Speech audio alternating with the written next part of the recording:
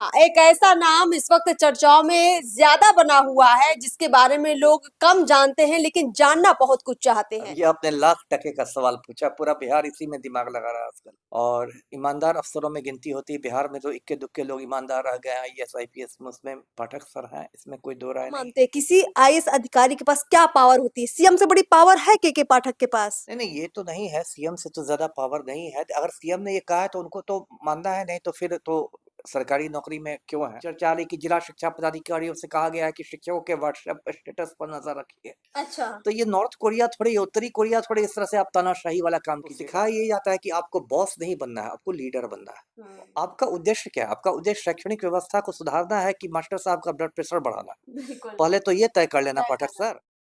के पाठक, जी हाँ, एक ऐसा नाम इस वक्त चर्चाओं में ज्यादा बना हुआ है जिसके बारे में लोग कम जानते हैं लेकिन जानना बहुत कुछ चाहते हैं। दरअसल के पाठक का मिजाज क्या है?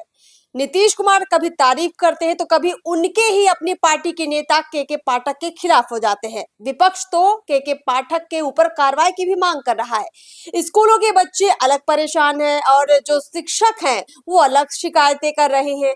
सब कुछ आपको समझाएंगे। पूर्व आईपीएस अमिताभ दास जी हैं। सर, सबसे पहले आपका स्वागत है। और जो के पाठक है, देखिए, एक आईएएस अधिकारी, एक आईपीएस अधिकारी, आप लोग का जो एक माहौल होता है, कौन सख्त है, कौन खुशमिजाज है, के पाठक कैसे हैं? अब ये आपने लाख टके का सवाल पूछा। पूरा बिहार इसी में दिमाग लगा रहा है आजकल। देखिए, पाठक सर जो है मुझसे सीनियर है, 90 बैच के हैं। और ईमानदार अफसरों में गिनती होती है बिहार में, तो इक्के दुक्के लोग ईमानदार रह गए हैं। आईएएस आईपीएस में उसमें पाठक सर हैं, इसमें कोई दो राय नहीं है।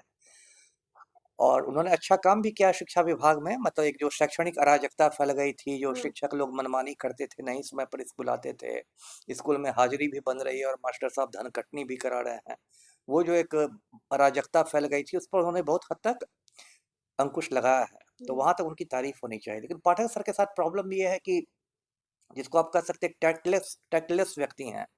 मतलब अब जैसे कि एक तो है कि उनकी जबान को थोड़ा मतलब कब किसको गाली बकते थोड़ी समस्या लगती है ना। हाँ। अब एक बार एक औचक निरीक्षण में गए थे किसी स्कूल में, मैंने वीडियो पर देखा था।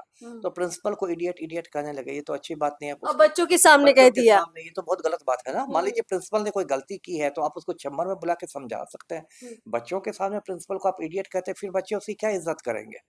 है ना। आप तो चले जाइएगा कार में बैठ के।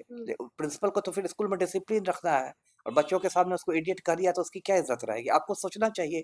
प्रैक्टिकल कम है लगता है। वही वही हमने कहा ना, टैक्टलेस वाली बात है उनके साथ। जी। टैक्ट वाले नहीं है। उसका एक बार किया उन्होंने, पटना के एक सीनियर डॉक्टर हैं, डॉक्टर अजय कुमार, आईएमए के प्रेसिडेंट रह चुके हैं, काफी सीनियर डॉक्टर हैं, यूरोलॉजिस्ट हैं। उनको फोन करके, वो केरल में छुट्टियां मना रहे थे, तो उन्होंने गंदी गंदी गालियां दे दी पाठक सर ने। अच्छा। उन्होंने शिकायत की है इनकी पीएमओ, और कहाँ कहाँ शिकायत की है। एक बार ऐसे हुआ है कि इनका एक वीडियो लीक हो गया था अपनी विभागीय बैठक में। बिहारियों के बारे में अपशब्द कर रहे थे, एक डिप्टी कलेक्टर को गालियां दे रहे थे। बिल्कुल। अभी लेटेस्ट वीडियो इनका वायरल हो रहा है, उसमें शिक्षक शिक्षिकाओं को मतलब गालियां दे रहे हैं।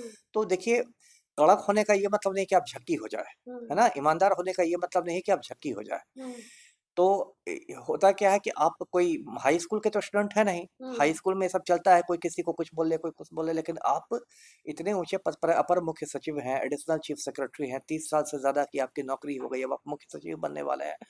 तो थोड़ा आपको तो एक रोल मॉडल आप समाज में है, आपको तो बिल्कुल। इस तरह से नहीं ये करना चाहिए। देखिए, के पाठक सर ऐसे हो गए हैं कि कोई शिक्षक के सामने अगर उनका जिक्र कर दे तो ऐसा लगता है कि आपने किसी अधिकारी का जिक्र नहीं किया है, किसी आपने भूत का जिक्र कर दिया है। खौफ आ जाता है मन में।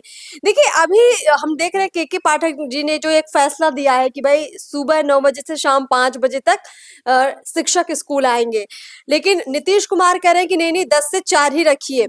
अब जो मुख्यमंत्री किसी बात को बोल रहा है और जो अधिकारी किसी बात को बोल रहा है, वो नहीं मान रहे के पाठक इस बात को। उन्होंने बाद में भी एक लेटर जारी करवाया जिसमें यही कहा गया कि नहीं नहीं, 9 बजे खुलेगा स्कूल, टीचर को आना पड़ेगा।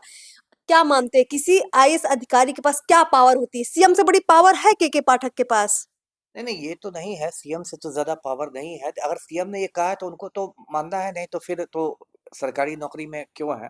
हाँ, ये मैं मानता हूँ कि यदि सीएम कोई असंवैधानिक या गैर कानूनी आदेश दे तब आप उसका पालन नहीं करेंगे, क्योंकि आईएएस और आईपीएस जो है वो भारत के संविधान के प्रति निष्ठा की शपथ लेते हैं, पलटूराम के प्रति निष्ठा की शपथ नहीं लेते हैं। लेकिन यदि सीएम ने कोई कानून के दायरे में कोई आदेश दिया है तो उसका तो पालन करना है।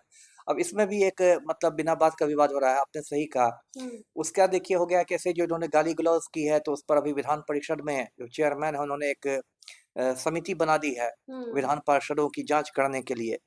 और पाठक सर के साथ दूसरी समस्या क्या है, एक तो समस्या मतलब गालियां देने की है, दूसरी समस्या क्या है कि अपना क्षेत्राधिकार भूल जाते हैं कई बार, जुरिस्डिक्शन भूल जाते हैं। अब कुछ महीने पहले उन्होंने क्या किया कि बिहार यूनिवर्सिटी के कुलपति का वेतन रोक दिया, अच्छा। है ना। और उसके बाद उनके आदेश को 1 डेढ़ घंटे में राजभवन ने रद्द कर दिया। जी हाँ, राजभवन हुआ ने था कहा, जी, हाँ, मामला हुआ था। राजभवन ने कहा कि सारे जो कुलपति होते हैं, वीसी होते हैं, वो चांसलर के प्रशासनिक नियंत्रण में है, जी, आपको है ही नहीं मतलब वेतन अधिकार रोकने नहीं का है। अधिकार। जी, तो एक किरकिरी हो गई ना शिक्षा विभाग की। जी, तो कभी मतलब ऐसा ही कोई आदेश निकाल लेते हैं, कभी कहते हैं कि शिक्षकों का ये नहीं निकल सकेगा मशाल जुलूस, उस पर नजर रखिए। अभी ऐसा कुछ चर्चा आ रही कि जिला शिक्षा पदाधिकारियों से कहा गया है कि शिक्षकों के व्हाट्सएप स्टेटस पर नजर रखिए। अच्छा। तो ये नॉर्थ कोरिया थोड़ी है, उत्तरी कोरिया थोड़ी इस तरह से आप तानाशाही वाला काम कीजिएगा। एक बबीता कुमारी नाम की लड़की थी, नई नई शिक्षिका बनी थी, उसने संघ बना लिया, उसको पाठक मतलब पाठक सर के आदेश पर शिक्षा विभाग ने उसको बर्खास्त ही कर दिया।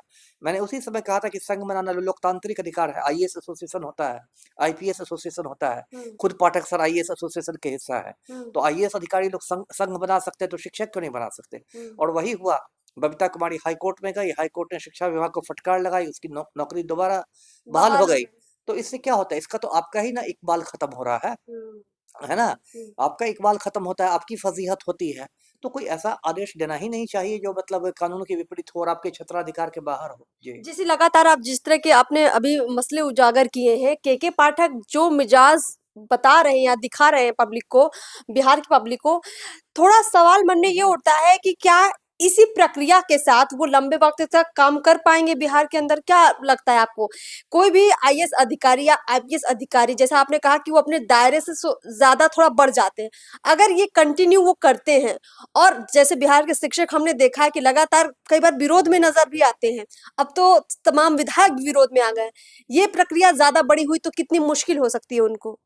अब मुश्किल क्या होगी, देखिए कि अब ऐसा तो नहीं कि कोई उनको बहुत बड़ा दंड मिल जाएगा। ज़्यादा से ज़्यादा ये होगा कि यदि सीएम पर बहुत ज़्यादा राजनीतिक दबाव पड़ेगा, तो इनका विभाग बदला जाएगा। अभी शिक्षा विभाग में है तो हो सकता है कोई मतलब महत्वहीन तबादला हो जाए। महत्वहीन विभाग में कोई पशुपालन, सरकार के यहाँ तो सैकड़ों विभाग हैं, कोई गन्ना विभाग में भेज दे, पशुपालन में बहुत सारे विभाग में है।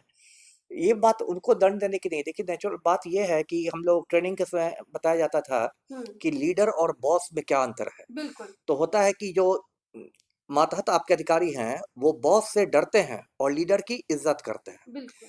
तो सिखाया ये जाता है कि आपको बॉस नहीं बनना है, आपको लीडर बनना है। कि आपके जो मातहत हैं, जो आपके अधीन हैं, वो आपकी इज्जत करें। आपने उनको डरा दिया तो ये कोई बहुत अच्छी बात नहीं हो गई। बिल्कुल जो अभी सही। आपने कहा कि भूत की तरह लोग डरते हैं, हुँ, तो ये कोई अच्छी बात नहीं हुई, हुँ, है ना। तो देखिए मैं अपने मुंह से अब अपनी नहीं तारीफ करनी है, लेकिन मैं इतने समय आईपीएस रहा, आज तक मैंने एक सिपाही से, आप मेरे अधीन हजारों सिपाहियों ने काम किया, किसी से मैंने तुम ताम करके बात नहीं की है। एक सिपाही से, एक होमगार्ड से, एक चौकीदार से भी मैं आप करके बात करता था। तो ये तो मतलब आपका बड़प्पन होना चाहिए, उसको भी लगे कि यदि मेरी कुछ मुश्किल है अपना व्यक्तिगत भी, तो आपके सामने आके वो आपसे बोल शेयर पाए, कर सके। अपनी समस्या रख पाए। इमरजेंसी में वो आपको फ़ोन कर सके, आपसे मोबाइल पर बात कर सके कि सर छुट्टी पर जाना ज़रूरी है और हमको थाना प्रभारी छुट्टी दे नहीं रहे हैं और मेरी माँ उधर मरने के कगार पर है। बिल्कुल। तो देखिए वो सर बात है। जी। देखिए सर, हमने ये देखा कि बिहार के जो शिक्षा के हालात है, वो कुछ ख़ास अच्छी नहीं थी, और के पाठक के तमाम फैसलों से कहीं न कहीं लोगों को ये उम्मीदें हुई कि अब सरकारी स्कूलों में बच्चों को अच्छे से शिक्षा मिलेगी। शिक्षक समय पे आएँगे, पढ़ाएँगे, क्योंकि कहीं न कहीं के पाठक अच्छी सख्ती दिखा रहे थे। लेकिन ये सख्ती थोड़ी ज़्यादा हो गई, और इस वजह से देखिए, आपको याद होगा कि कुछ वक़्त पहले ऐसा कहा जा रहा था कि कुछ त्योहारों पर भी रोक लगा दी गई थी। अभी आने वाले समय में भी कुछ ऐसा कैलेंडर जारी हुआ है शिक्षा विभाग का, जिसमें कहा जा रहा है कि कई सारे त्योहार जो है होल्ड कर दिए गए, संडे को भी बुलाया गया है मार्च में, अभी जो भी फेस्टिवल्स हैं। तो इस तरह के जो आप मतलब क्या इसको किस नज़र से देखते हैं? क्या बिहार का जो शिक्षा व्यवस्था है, के पाठक के फैसले बहुत अच्छे हैं, या उनको थोड़ा-सा भी सोचना चाहिए? नहीं, नहीं, अच्छे जो फैसले हैं उसकी सभी लोग तारीफ़ करते हैं। हुँ, लेकिन अच्छे फैसले का ये मतलब नहीं कि आप मतलब बिल्कुल तुगलकी फरमान जारी करने लगे। जैसे भी आपने त्योहारों की बात की, अब पिछले साल 30 अगस्त को रक्षाबंधन का त्योहार था, एक बड़ा त्योहार होता है। अब इन्होंने कहा कि रक्षाबंधन को भी स्कूल खुले रहेंगे। अब नतीजा ये हुआ कि शाम तक सोशल मीडिया पर ऐसी तस्वीरें वायरल होने लगी कि स्कूल है, क्लासरूम है, सारे बेंच खाली हैं, एक मास्टर साहब बैठे हुए हैं। तो आपका उद्देश्य क्या है? आपका उद्देश्य शैक्षणिक व्यवस्था को सुधारना है कि मास्टर साहब का ब्लड प्रेशर बढ़ाना? बिल्कुल पहले तो ये तय कर लेना तय पाठक करना। सर। यदि आप शिक्षण व्यवस्था में सुधार करना चाहते हैं तो ये सब कीजिए। लेकिन आपका यदि एक सूत्री कार्यक्रम है कि मैं बिहार के सारे शिक्षक शिक्षिकाओं का ब्लड प्रेशर बढ़ा ही के रहूंगा, तो इसमें मुझे कोई लॉजिक समझ में नहीं आता। ये मुझे बात समझ में नहीं आती कि ऐसे क्यों काम किया जा रहा है। जी। चलिए सर, आपका बहुत-बहुत धन्यवाद। आपने बहुत अच्छे से हमारे दर्शकों को सारी बातें समझाई हैं। तो कुल मिलाकर देखिए, के पाठक का मिजाज समझाने का हमने प्रयास किया है। उनके लहज़े, उनके तौर-तरीके बहुत सारे लोगों को पसंद भी आ रहे हैं, बहुत सारे लोगों को नहीं भी पसंद आ रहे हैं। बात समझने की सिर्फ़ इतनी है कि जब भी कोई नियम लागू किया जाता है, तो उसको ऐसे ना लागू किया जाए कि लोगों को वो सज़ा लगने लग जाए। नियम से अगर सुधार होता है तो वो सबसे अच्छी बात होती है। तो थोड़ा-सा सामंजस्य की ज़रूरत यहाँ महसूस होती है और देखते हैं कि के पाठक और ये जो बिहार में सब कुछ चल रहा है शिक्षा विभाग के अंदर, विधायकों के साथ, नीतीश कुमार के साथ, राजद के साथ, ये थमने कब वाला है? क्योंकि वाक़ई में अब काम की ज़रूरत है, इन विवादों की ज़रूरत बिहार के लोगों को बिल्कुल नहीं है। इस खास खबर में इतना ही। चैनल को सब्सक्राइब करना बिल्कुल मत भूलिए। नमस्कार।